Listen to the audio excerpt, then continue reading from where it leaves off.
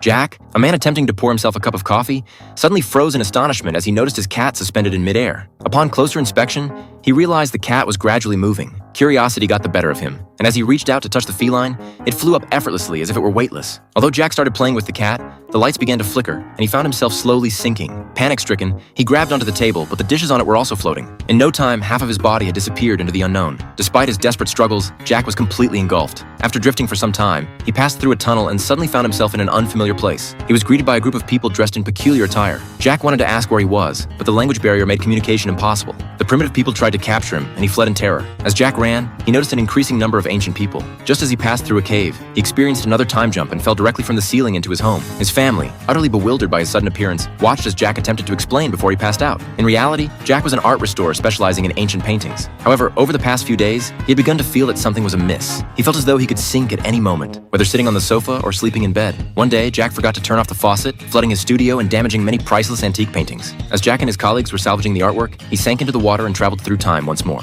Before he could even stand up, his co-worker pulled him back out of the water. But the paintings were already ruined. When a client arrived demanding compensation, Jack tried to explain, but the world around him slowed down again, and he gradually sank, disappearing from sight.